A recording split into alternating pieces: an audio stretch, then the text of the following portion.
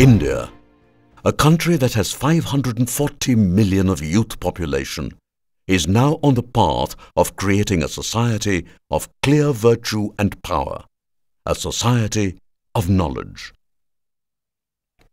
What is knowledge? Knowledge has got three components. One is creativity. Second component, righteousness. Third component, courage. Fourth component, indomitable spirit. Today, India's population is 1.3 million. The country is facing an intense crisis of diminishing natural resources. Yet, we have a vision of making India a superpower by 2020.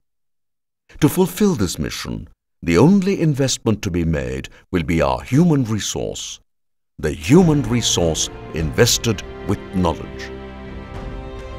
India coined the concept of knowledge society that laid emphasis on providing education to all.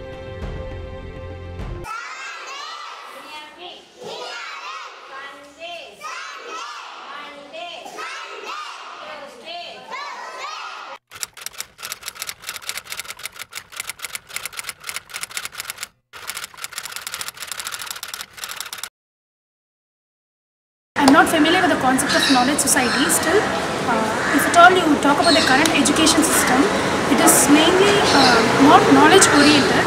It has become a commercialization. I don't know much about knowledge society, but according to me, all the Indians are very knowledgeable. Knowledge society? I don't get what is actually knowledge society. I don't know about knowledge society, I'm sorry. As we look at many of our recommendations, we realize that the next big challenge is implementation. In fact, Prime Minister, last year when we were submitting our report to the nation, emphasized the fact that Knowledge Commission must spend little more time on looking at the implementation. So we've been working with various government agencies in the central government, as well as we are now going out to state governments. We are in touch with, I believe, about 17 or so state governments, working closely with 4. During my last visit, I had an opportunity to go meet governments in Orissa, Rajasthan, Andhra Pradesh, and Delhi. So we recognize that the next big challenge is going to be to take a lot of these ideas, develop consensus, and start execution.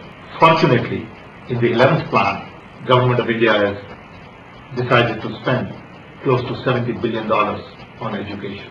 I believe the 11th plan is all about education, education, education from our perspective.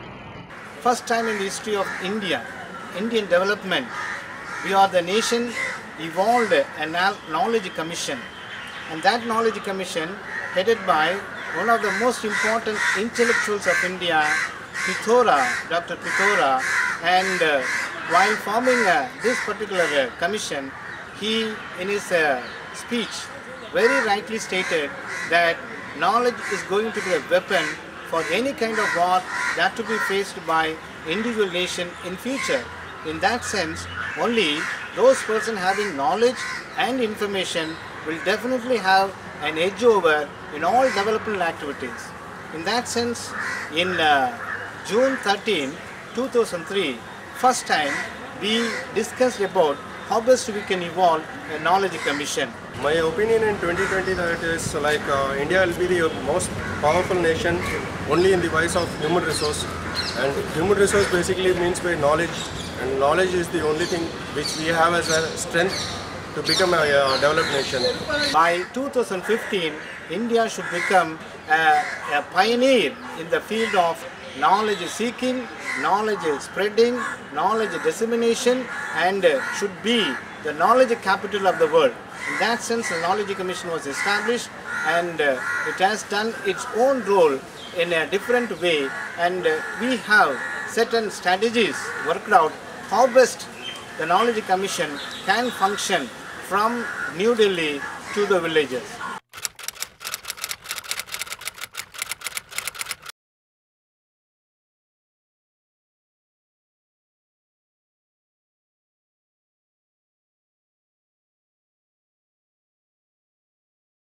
the National Knowledge Commission was set up to advise the Prime Minister's office on policies related to education, research institutions, and reforms needed to make India a competitor in the knowledge economy.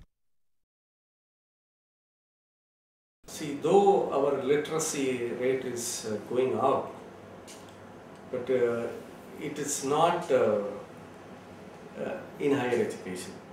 So that reality really disturbing in building up the knowledge society. Because the people are opting for higher education, really estimating the status of the knowledge or the knowledge society or building of the knowledge society. But this effort should counter or combat in the school level. Because now the people are, of course, they are finishing their +2, joining for undergraduation or going for engineering and medical, and of course it became a trend moving towards engineering and medical, so-called professional college, and the people are really motivated by the BRCO, by the parent, by the society. Okay, that's good because people really going towards it. But when you come into the higher studies like PG courses in arts and science colleges, that trend is very much what I can say low.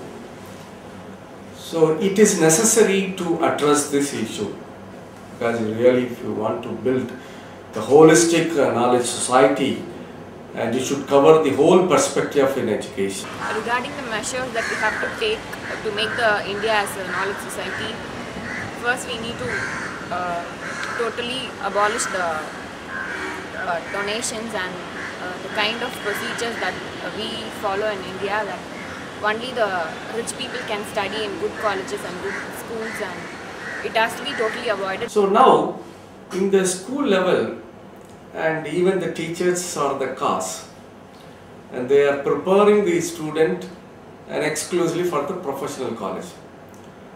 But there are wonderful fields and areas are available in our system. I think it's high time to give an orientation to the teachers how they can mold the student community, and through counseling and some other mechanism, keep open the option in front of them, let them pick it up. And we should also prepare our student to go for a distributing system. Basically, we should make India a better place to live in. If you want to make India a better place to live in, knowledge should be gained by each and every person. So if you want to do that, the education system has to change. Basically in India we have concentration on exams. One of the major missions of the National Knowledge Commission is the dispersion of knowledge to all through the cheapest possible means. This is where the technology makes its mark. Using the communication technology to make knowledge cheaper and affordable to all the citizens is an important motto of the Knowledge Commission.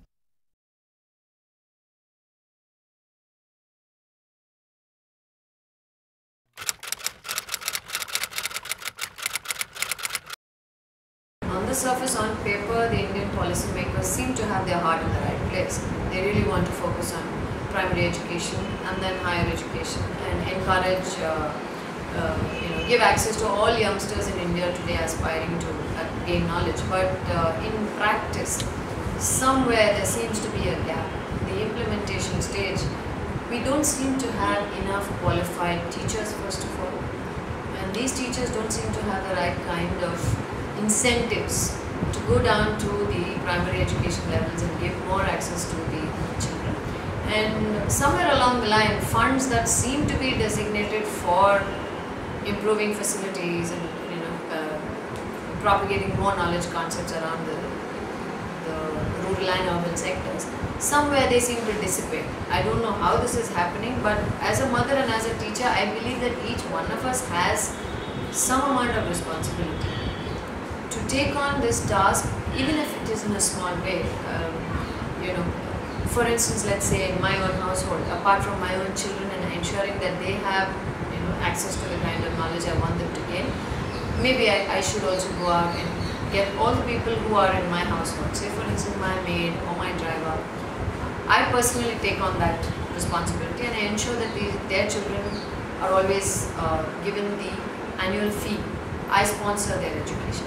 But that's just a small, simple way of doing it. But I think on a larger scale, somewhere teacher training has to be more streamlined, because I find that there is hardly any focused teacher training happening. It's a very divergent kind of teaching right now, where they're just exposed to various things and then they choose to go to teach in schools. Well, the Knowledge Society, as suggested by Dr. Abdul Kalam, by 2020, that would be a great route for guys, for entrepreneurs like me, because you don't have to look at elsewhere for options. You don't have to look at other countries, you don't have to look at other people, other technologies. You can create them yourself, because people are knowledgeable enough and people are trained enough to do those works for you. So it gives you as an entrepreneur immense manpower, which ideally should be the USP of the country. But a small suggestion, I would say, unless and otherwise I had friends who knew about the Knowledge Society, a very few of them, I wouldn't have probably known about this. I wouldn't have even thought about this. Okay, we have a vision, we are set to do something. In a country of 1.3 billion people, when it's something that's such kind of a mass-oriented activity, I think it requires a little bit more publicity. Knowledge-powered development is an essential need for transforming India into a superpower. High-bandwidth rural connectivity is the minimum requirement to take the policies to the common man. Knowledge society has a major component of human activity dependent on a huge volume of knowledge and information. The dissemination of knowledge provides empowerment. The current technology offers more possibilities for sharing, achieving, and retrieving knowledge.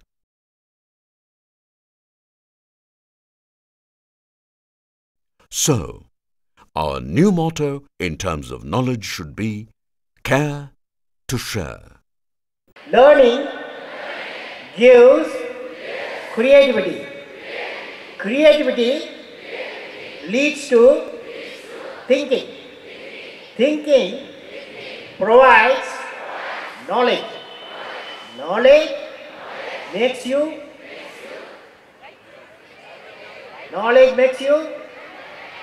great.